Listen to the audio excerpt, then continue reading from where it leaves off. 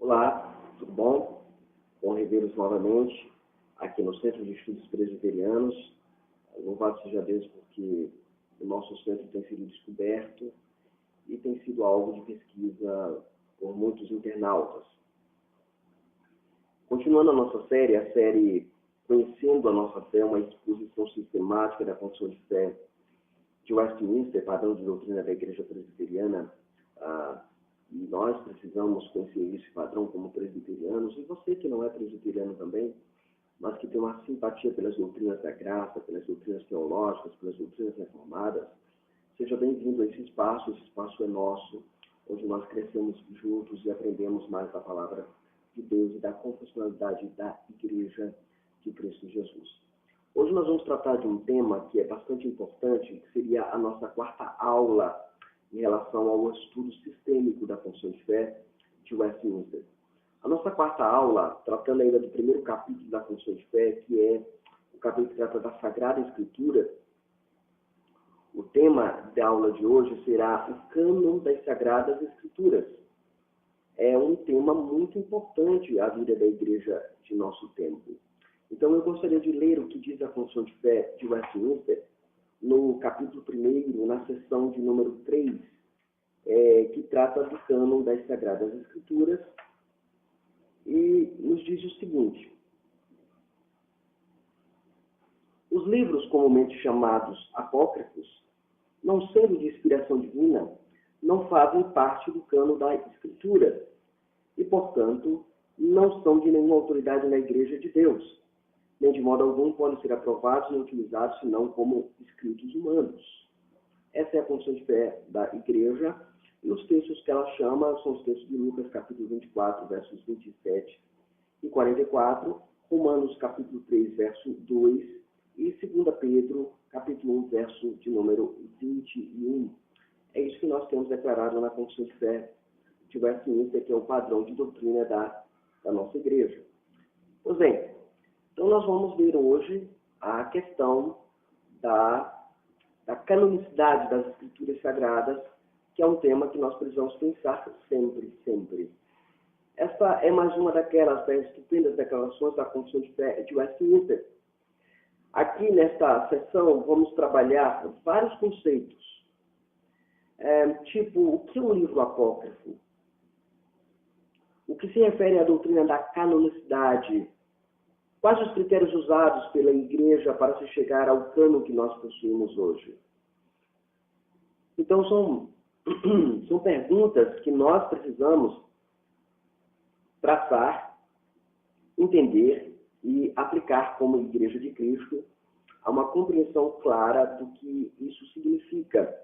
Essas e outras questões nós abordaremos aqui neste breve estudo, pois é de suma importância para a Igreja entender adequadamente a doutrina aqui enunciada, de maneira a nos ajudar a viver e a experimentar a doutrina do cânon das Escrituras na nossa prática e na nossa vida cristã e eclesiástica como um todo. Seguindo, vamos começar a nossa aula apresentando a doutrina da canonicidade das Escrituras.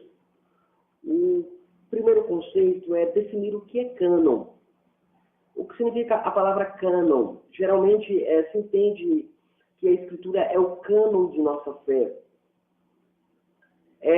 A formação e a estrutura da Bíblia para nós, irmãos, requer que procuremos uma definição simples, clara e profunda daquilo que o conceito quer nos dizer, daquilo que o conceito quer nos encerrar, daquilo que o conceito quer nos falar, no seu uso sincrônico, diacrônico, como queiram os estudiosos.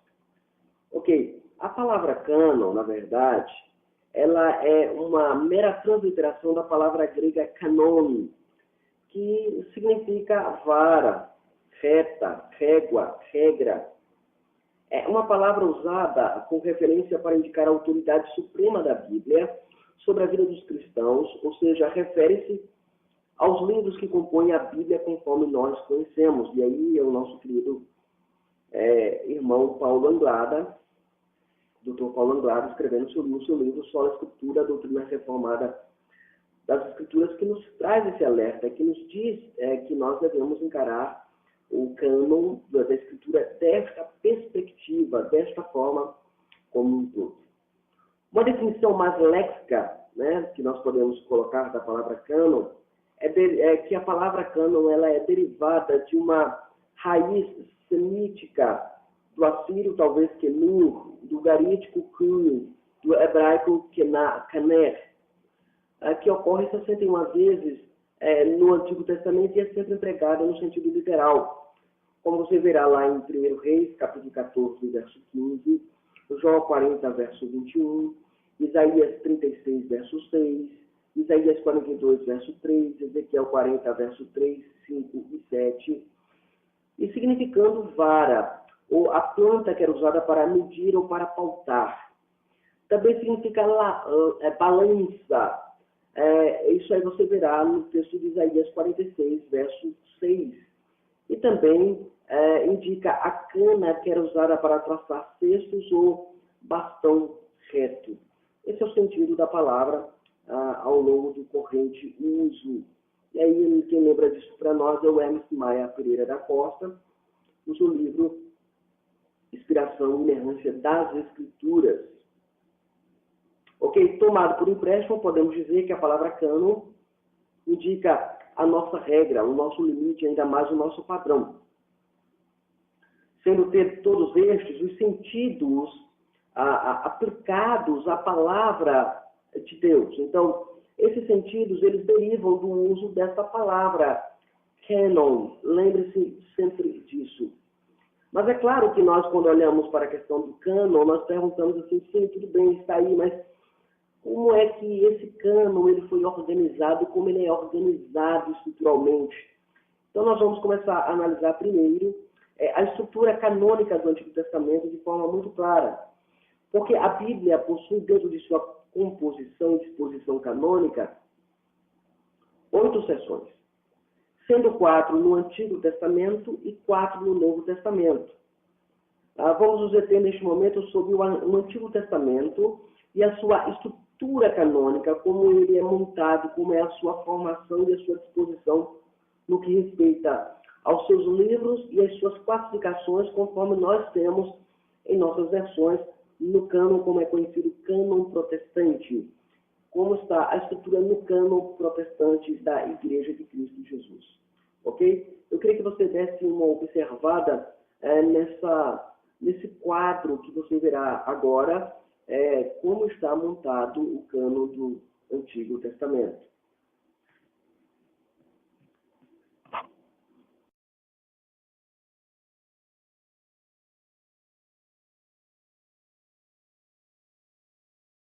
Bem, e aí você pode perceber, pela estrutura canônica do Antigo Testamento, conforme nós temos na versão protestante, que temos a lei, que é conhecida como Pentateuco, são 5 livros, compõe 5 livros, Gênesis, Êxodo, Levítico, Números e Deuteronômio.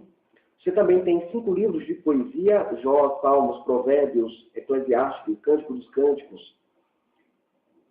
E aí depois você vai ter aí história, você vai ter 12 livros de história, que se comportam, os 12 livros, como Josué, Juízes, Ruth, 1 Samuel, 2 Samuel, 1 Reis, 2 Reis, 1 Crônicas, 2 Crônicas, Esdras, Neemias e Esther.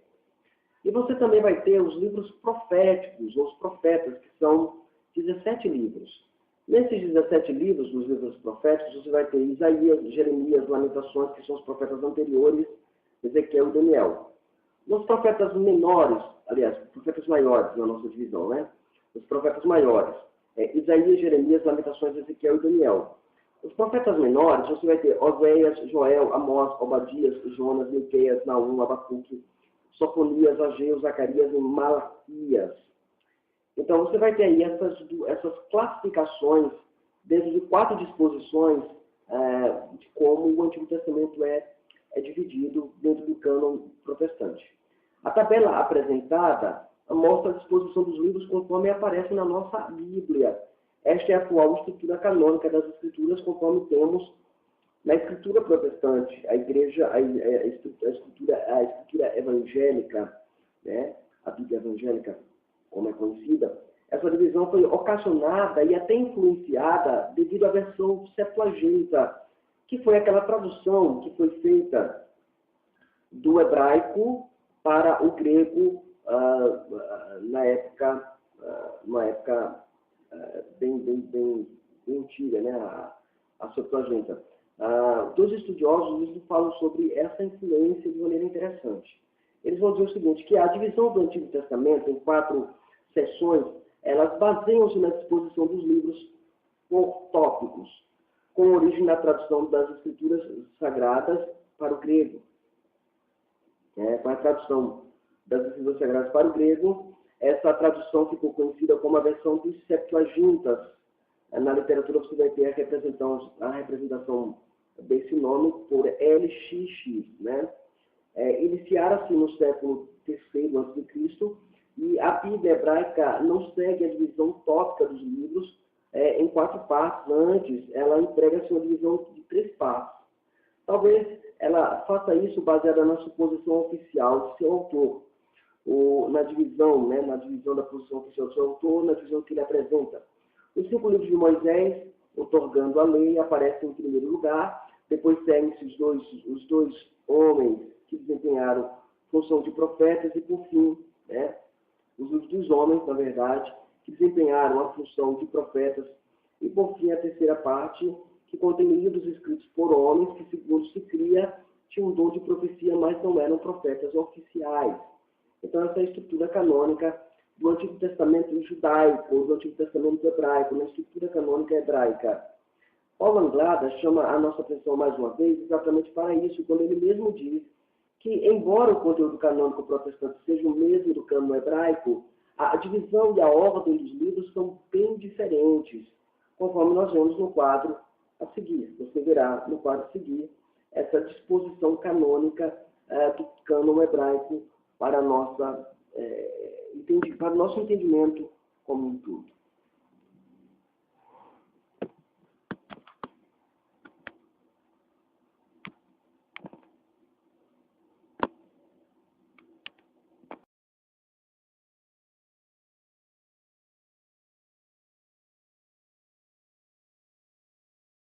Muito bem. Então, você aí tem visto agora, você viu aí no nosso gráfico, como é disposto os livros do Antigo Testamento no texto do cânon hebraico. Você vai ter lá a lei, que é conhecida como Torá, instrução, que compõe de Gênesis, Êxodo, Levítico, Números e Deuteronômio. Você vai ter os Navim, que são os profetas. A palavra profetas anteriores, você vai ter os profetas anteriores, que são Josué, Juízes, Samuel e Reis. Por que profetas anteriores? Anteriores à divisão do reino, tá bom? Por isso que é chamado de profetas anteriores à divisão do reino. E profetas posteriores, que são profetas posteriores, aí são os profetas da divisão do reino, a Isaías, Jeremias, Ezequiel, os 12. E você vai ter os escritos, os Ketuvim, que são exatamente os livros poéticos. Você vai ter os livros poéticos, na verdade, divididos nessa classificação, os Salmos, Provérbios e Jó. Você vai ter os 5 rolos chamados rolos sagrados, os Megilot, que são os Cânticos dos Cânticos, Ruth, Lamentações, Esther e Eclesiastes.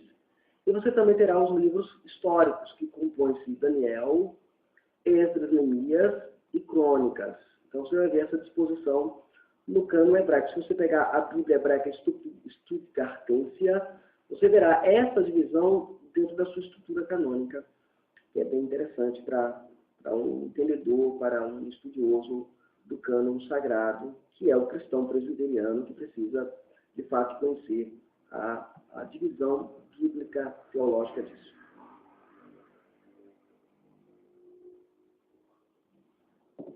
Muito bem. Então, nós vamos agora seguir para um próximo passo, depois dessa disposição canônica. Você vai ter agora a disposição canônica do Novo Testamento, porque você tem a disposição do Antigo em 2 etapas, que é a disposição canônica conforme está na nossa versão protestante, e você vai ter a disposição canônica na versão do cânon hebraico, conforme você pode perceber agora. Agora vamos ver a estrutura canônica do Novo Testamento. Podemos dizer que a estrutura e a organização do Novo Testamento é simples, conforme você pode ver no quadro a seguir.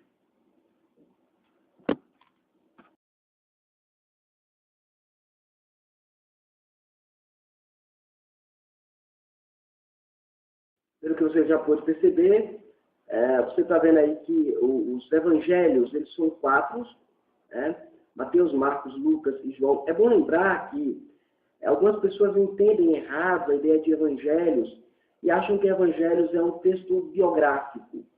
Não é necessariamente um texto biográfico, é um gênero literário chamado evangelhos, que tem muito de biografia, tem muito de poesia, tem muito de ironia, tem N gêneros dentro do próprio evangelho, mas o evangelho em si é um gênero literário que fala das boas novas, da vida de Cristo e tal, e fala da vida de Cristo mais do que ele fez. Então não é necessariamente uma biografia, como algumas pessoas tentam colocar em alguns escritos, em alguns textos acadêmicos, a você ver. Então é bom deixar isso claro para o nosso querido internauta que está acompanhando o nosso curso. Um outro fato importante é que também temos o Evangelho e também temos um livro histórico, que é o livro de Atos dos Apóstolos, que narra os 30 primeiros anos da expansão da igreja, como o próprio texto vai falar, que o historiador Lucas, que é o autor de Atos, ele vai nos informar que ele pesquisou, que ele analisou, que ele foi atrás de testemunhos oculares para poder dar uma narrativa exata dos fatos que aconteceram entre eles. Isso aí é importante para a igreja estudar e conhecer, que é o livro de Atos, é um livro histórico no Novo Testamento. Mas também o Novo Testamento, também, boa parte dele é composta de epístolas.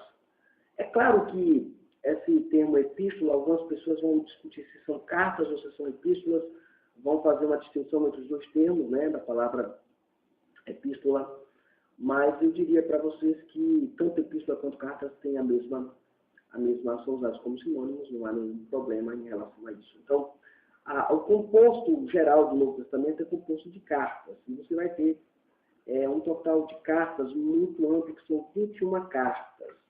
Essas 21 cartas você vai ter Romanos, 1 Coríntios, 2 Coríntios, Gálatas, Efésios, Filipenses, Colossenses, 1 Tessalonicenses, 2 Tessalonicenses,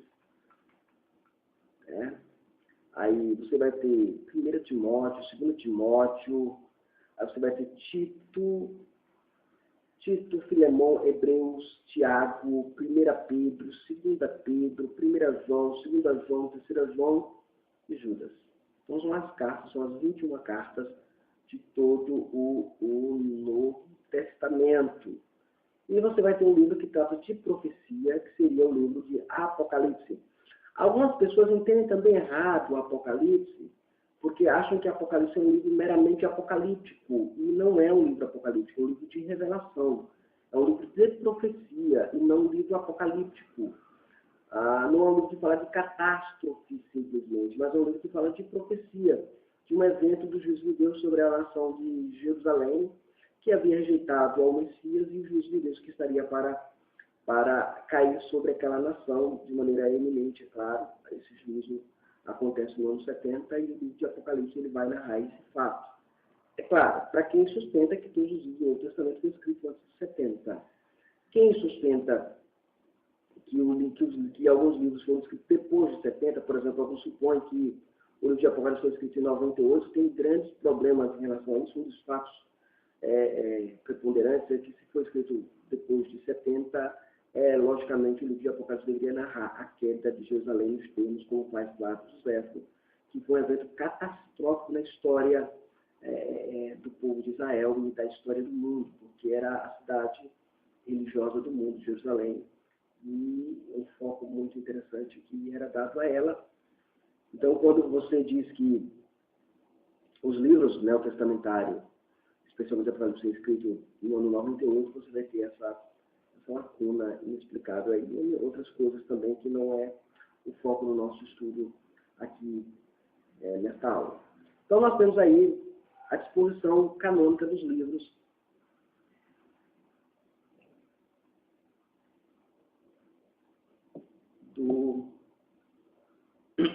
do Antigo e Novo Testamento. Pois bem, nós vamos agora analisar os critérios para a canonicidade, os critérios para a canonicidade dos livros bíblicos. A questão de se ter um cânon é a seguinte: como eu posso saber que os livros do Novo Testamento que temos são verdadeiros, ou os livros da Escritura eles são de fato verdadeiros? Quando no início do primeiro século começou a surgir uma variedade de livros, e aí é importante, arrogando-se serem livros canônicos do cristianismo, a igreja se viu na obrigação de dizer quais livros eram divinos e quais não eram divinos. E aqui é importante. Não é que a igreja ela criou, ela gerou as escrituras, como dizem os católicos apostólicos romanos, mas a igreja reconhece os livros e nós vamos ver quais são os critérios que a igreja usa para que ela possa de fato saber qual livro é canônico e qual livro não é canônico, qual livro é de fato palavra de Deus e qual livro não seria a palavra de Deus para orientar e guiar a igreja ao longo do tempo. E para fazer isso, a igreja estabeleceu critérios para se avaliar esses livros, para avaliar os livros que se diziam ser canônicos. O primeiro critério que era usado era o critério da apostolicidade. O que é isso? O que é o critério da apostolicidade? Bem, o critério da apostolicidade era um livro para ser canônico, um livro para pertencer ao cânon da igreja, um livro para ser o fundamento da fé da igreja, ele tinha que vir da lavra de um apóstolo, ele tinha que ser escrito por um apóstolo, ou por alguém ligado a um apóstolo. Um exemplo disso é o livro de Marcos. João Marcos, o primo de Barnabé, ele estava associado a Pedro, né? Tanto é que a tradição eclesiástica diz que que Marcos foi o intérprete de Pedro, e isso quem fala é o Eusébio de Cesareia, na sua obra História Eclesiástica. Ele vai fazer menção a isso. E ele vai dizer que a pregação de Pedro serviu de fundamento para o relato do Evangelho de Marcos. Então, o Evangelho de Marcos ele é aceito como apostólico, como canônico, por ter uma influência apostólica ou por estar ligado a um apóstolo. A mensagem de Pedro foi transformada naquele texto primeiro. É claro que, e aí vai entrar aquela discussão lá sobre os evangelhos sinópticos e tudo mais, onde Marcos seria uma fonte comum para Mateus e Lucas.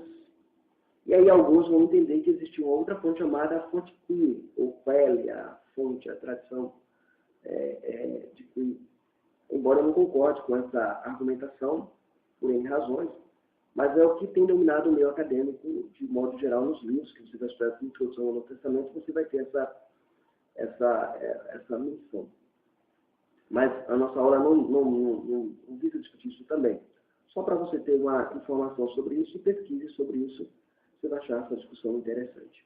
Então, Marcos, ele é um exemplo de um livro ligado a um apóstolo. Então, um livro, para ser considerado canônico, era necessário que ele tivesse sido produzido por um apóstolo, saído da lavra apostólica de algum apóstolo, ou que aquele livro estivesse ligado a algum apóstolo. Isso aí era importante para a igreja. A segunda característica que foi colocada, o segundo critério, é que esse livro, para ser de fato considerado canônico, ele tinha que ser um livro que tivesse uma leitura eclesiástica. O critério da leitura eclesiástica é importante para nós compreendermos também isso. Esse critério da leitura eclesiástica é exatamente o seguinte, que esse segundo critério para o fato dos livros canônicos serem reconhecidos também era por meio da leitura litúrgica de tais livros. Se a igreja sempre usou aquele referido livro, né, o mesmo esse deveria ser colocado na lista de cânon, na lista canônica. Esse critério pode ser encontrado na própria carta de Paulo aos Colossenses, no capítulo 4, verso 16, e 1 Timóteo 4, 13, onde Paulo vai dizer que aquela carta que havia enviado a Colossenses, ela deveria ser lida também pela igreja de Laodiceia, e a igreja de Laodiceia deveria também ler perante os Colossenses, e assim havia a troca de escritos apostólicos na igreja. E Paulo, exortando a Timóteo, no capítulo 4, verso 13 da sua primeira carta, ele diz: olha, Timóteo, até a minha chegada, aplica-te à leitura. É claro que algumas pessoas vão entender leitura que é leitura de livro, de pesquisa e tudo mais, e isso pode ser também inferido do texto, mas primariamente, era a leitura das cartas que Paulo fazia para a igreja e a leitura do cânon veterotestamentário na igreja, do Antigo Testamento. Então, a igreja neotestamentária, ela lia as escrituras no seu culto, e o nosso querido Justino Marte, na sua primeira apologia, ele vai fazer menção a esta prática, que é um caso interessantíssimo lá, quando ele vai falar sobre isso, o que acontecia no culto eucarístico na igreja. Ele dizia uma coisa interessante. O Justino Marte, ele coloca uma coisa que eu gostaria de partilhar com vocês aqui. Ele diz assim, olha, e no dia chamado domingo, todos quantos moram nas cidades ou no interior reúnem-se juntos em um só lugar. São lidas as memórias dos apóstolos ou os escritos dos profetas por tanto tempo quanto possível. Depois de ter terminado, o leitor, o presidente, instrui verbalmente e exorta a imitação dessas coisas virtuosas. Em seguida, as pessoas são colocadas em pé e oramos, e conforme dissemos antes, ao terminar as nossas orações, são trazidas o pão, o vinho e a água. E o presidente, de modo semelhante, oferece orações e ações de graça segundo a sua capacidade, e o povo concorda dizendo amém. Então você tem a estrutura litúrgica da igreja, e a igreja sempre leu os escritos apostólicos, e esses escritos, esse critério era um critério fundamental também para a determinação do cânon. O outro critério usado era o critério da harmonia doutrinária. Um livro, para ser canônico, ele deveria ensinar fundamentado no que já havia sido estabelecido. Ou seja, um livro que ensinasse algo contrário àquilo que o apóstolo e a sabedoria da igreja sempre ensinou, deveria ser rejeitado como um livro não canônico. Ou seja, um livro não poderia contradizer uma doutrina estabelecida pela igreja através das cartas apostólicas e tudo mais, como Paulo vai dizer que a igreja deveria aceitar as tradições vindas das mãos dele a paradoses, por meio de, quer por escrito, ou quer por palavra, né, epístola nossa. Então, havia um conjunto de doutrinas já definido. Então, se um cânon, se um livro, ele contradizesse, ele viesse a contradizer aquela doutrina já estabelecida, ele era radicalmente considerado como livro não canônico, um livro não digno de estar no cânon. Ok. Seguindo para o próximo critério, era o critério da inspiração. E aí, o que significa inspiração? O termo ele é impróprio para aquilo que a própria ideia pretende se designar, pretende estabelecer. Isso porque o termo não seria inspiração, soprar para dentro, mas inspiração, soprar para fora. Pois foi isso que Deus nos fez. O que entendemos com o termo por inspiração, sendo a influência, a definição que nós podemos apresentar de expressão é a influência sobrenatural do Espírito de Deus sobre os homens separados por Ele mesmo, a fim de registrarem de forma inerrante e suficiente toda a vontade de Deus, constituindo esse registro a única fonte e norma de todo o conhecimento cristão. E aí, mais uma vez, o Emerson Maia Pereira da Costa, no seu livro Inspiração e Inerrância das Escrituras, publicado por nossa editora, a editora Cultura Cristã. Muito bem, irmãos. Seguindo aqui, de acordo com o Novo Testamento, a doutrina da inspiração diz que Deus diz respeito a Deus soprar a sua revelação nas páginas das Escrituras, conforme 2 Timóteo, capítulo 3, verso 16. A palavra toda escritura é divinamente inspirada, a palavra lá é theopneustos. Theopneustos, né? Palavra pneuma, substantivo pneuma, e o substantivo theos. Esses dois substantivos formando uma única palavra indica soprar, o soprar de Deus, soprado por Deus. Toda escritura é soprada por Deus. E aí a ideia de inspirada. É claro que a palavra inspirada ela é a influência da Septuaginta sobre a tradução, né? Isso aí todos nós sabemos. O leitor deve também saber que existem várias teorias, né, a respeito da inspiração. Você, aluno, você deve saber que existem várias teorias a respeito da inspiração. A primeira é a concepção da inspiração dinâmica. Algumas pessoas acham que a doutrina da inspiração seria um ditado, onde cada palavra da Escritura é um ditado que Deus falou e as pessoas foram lá e escreveram, os escritores escreveram. Onde Deus dinamicamente falou ao escritor sagrado, palavra por palavra, ponto por ponto, em toda a Bíblia. Essa concepção, irmãos, ela ignora, de fato, a existência de estilos variados nas Escrituras e negam a possibilidade de um ditado, né? Então, a Escritura ela tem vários gêneros, vários estilos, várias maneiras de ser escrita. Até o próprio Pedro vai dizer lá, na segunda epístola dele, no capítulo 3, versos de 13 a 16, que havia coisas que Paulo era difícil de entender e que os índices distorciam para sua própria condenação, pelo estilo de Paulo escrever. Então, havia o estilo de Paulo, havia o estilo de Pedro, havia o estilo de Mateus, de Marcos, de Lucas. Lucas, um grande médico, tem um estilo diferente do estilo de Pedro. Então, esse estilo literário, essa variação literária, mostra e prova-nos que a Bíblia não é um ditado, como propõe essa teoria da inspiração dinâmica ou do ditado dinâmico. Uma outra concepção é a chamada concepção de uma mera iluminação. Essa também ideia é geralmente equivocada, que ouvimos, é que a inspiração é a mesma coisa que iluminação, sendo apresentado a ideia de que os autores humanos das Escrituras fossem apenas homens iluminados e nada mais do que isso. Isso não é verdade, porque você vai ver, por exemplo, textos na Escritura, por exemplo, os 10 mandamentos, eles são dados sob inspiração divina, e ali, eu poderia dizer, ali é um ditado, Deus dizendo, olha, é assim, desse jeito. E aí, Moisés foi lá e escreveu o que a Escritura tem a nos dizer sobre isso. Muito bem. Uma outra concepção que você vai encontrar é a concepção da inspiração plenária, que é o seguinte: devemos acreditar que a inspiração das Escrituras está em toda a Bíblia, não em algumas partes que são inspiradas e outras não. O conceito de inspiração plenária, desde o Gênesis até o Apocalipse, indica que tudo que foi registrado foi de fato a vontade de Deus sobre a ação do Espírito Santo, sobre a influência do Espírito Santo, trabalhando na mente das pessoas, usando os dons das pessoas que elas tinham e a concepção da época. E isso você percebe lá no livro de 2 Timóteo 3,16, onde vai nos dizer que a Escritura, toda a Escritura ela é inspirada por Deus, útil para ensino, para repreensão na justiça e pela verdade de Deus.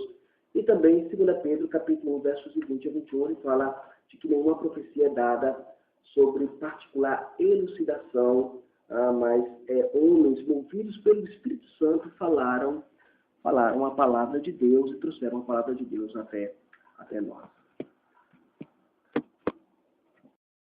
Também existe uma outra forma, uma outra ideia sobre inspiração, que é a concepção da inspiração verbal. Essa concepção dela também deve ser aceita como verdadeira, assim como a plenária, porque a plenária indica que toda a Escritura, estou usando plenária nesse sentido, de que todos os livros da Escritura, eles são, de fato, inspirados por Deus. E a concepção verbal é que Deus falou a sua palavra por meio dos autógrafos originais, a sua mensagem, como vamos ver em 2 Samuel, capítulo 23, verso 2, Jeremias 1, 9, Mateus 5, 18 e 1 Coríntios, capítulo 2, verso 13.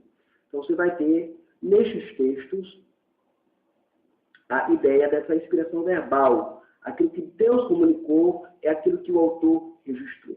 Ok? Quando Deus comunicou, é aquilo que nós já falamos. a influência do Espírito Santo trabalhando nos dons e talentos desses irmãos, homens santos, movidos pelo Espírito Santo a registrarem a vontade de Deus para a sua igreja. Ok? Muito bem.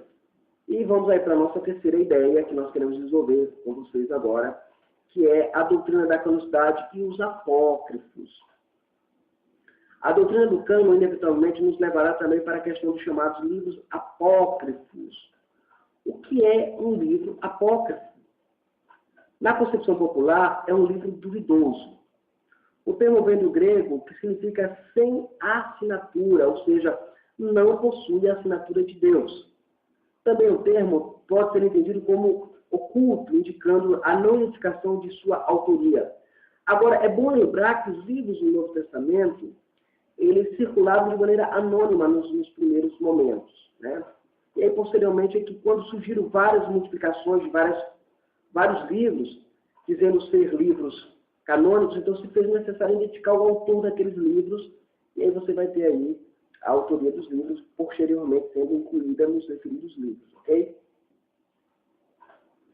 Muito bem. Indicando aí a sua não identificação. O surgimento dos apócrifos, irmãos, deve ser um período intertestamentário, onde houve um silêncio profético de 400 anos, isso para o Antigo Testamento, e o homem, na sociedade de ouvir a voz profética, decidiu escrever obras, as quais tensionava dizer que estava se revelando, dizendo que Deus estava se revelando ao povo. O silêncio profético compreende de Malaquias até o livro de Mateus, isso para o Antigo Testamento, e para esse período também chamado o período macabeu e tudo mais, você vai ver lá na história do período intertestamentário. Muito bem. E aí, por quê? E posteriormente, depois da igreja, né, quando a igreja ela se expande na sua literatura, aí surgem também outros livros que se arrogam ser proféticos ou canônicos. Por que eles são classificados nessa categoria de livros sem assinaturas, os apócrifos? A resposta é que pode ser apresentada sem duas negativas consistentes, conforme aprendemos aqui na sessão da Confissão de Fé de Westminster. Ela diz: os livros geralmente chamados apócrifos, não sendo de inspiração divina, não fazem parte do cano da Escritura. Primeiro, por que eles não são aceitos? E por que eles não são colocados como livros sem assinaturas? Por não serem inspirados, não possuem autoridade sobre a Igreja de Deus. Né? Por não serem inspirados, não possuem autoridade sobre a Igreja de Deus. Aqui nós aprendemos que somente os livros canônicos podem ter autoridade de governo e doutrina sobre a vida da Igreja. Toda a doutrina fundamentada em um livro não autorizado canonicamente é uma heresia. Eles não devem ser usados como livros autoritativos na vida do povo pactual. Esse é um ponto que a Confissão de Fé é radical em relação a isso. A segunda, eles devem ser empregados como meros livros humanos. O segundo aspecto que devemos levar em consideração é o fato de que tais livros podem ser úteis pelo conhecimento que transmitem. A Confissão de Fé de Westminster nos diz que tais livros não são, portanto, de autoridade na Igreja de Deus e nem devem, de algum modo, ser aprovados ou empregados, senão como livros, como escritos humanos. Nós devemos ler esses apócrifos, estudá-los, buscar compreendê-los, mas meramente como livros humanos. Paulo Anglada nos diz uma palavra positiva sobre este tema, ao nos dizer o seguinte: alguns dos apócrifos são realmente úteis como fonte de informação a respeito de uma época importante da história do povo de Deus. O período intertestamentário dos profetas reconhecem o valor dele seguindo a prática dos primeiros cristãos. As edições modernas protestantes da Septuaginta normalmente incluem os livros apócrifos. E até algumas Bíblias protestantes antigas as incluíam eles. No final, apenas como livros meramente históricos. Aí você tem primeiro Macabeus, segundo Macabeus, Judite, Eclesiástico. Então você vai ter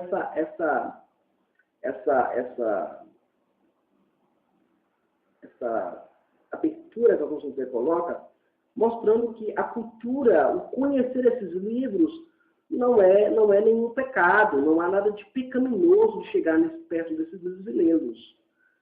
Mas eu não posso usá-los como livros para fundamentos doutrinários.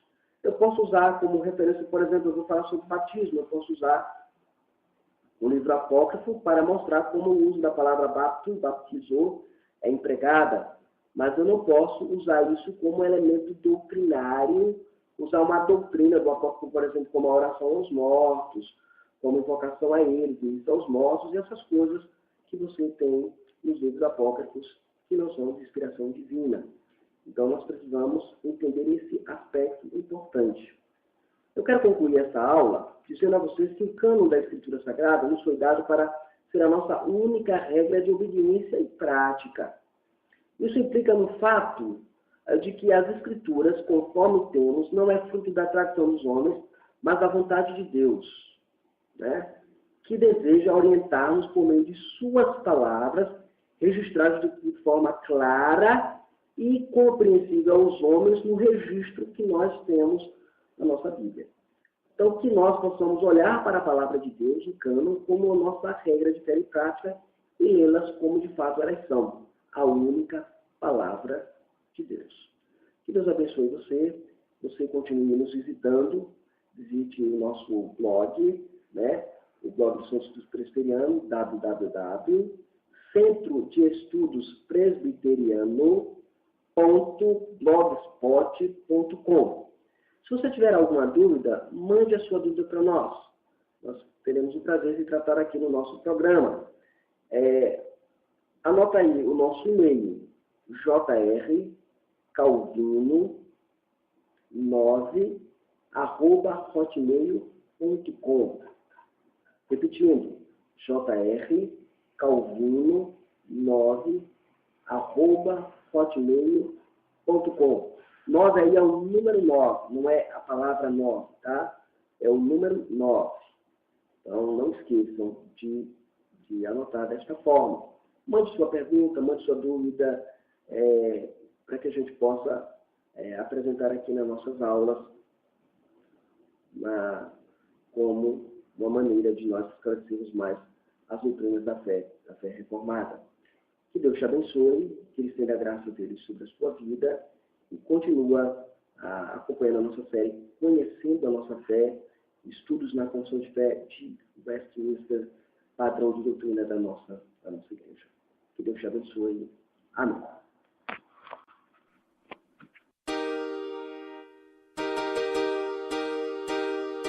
Deus dos antigos, cuja forte mão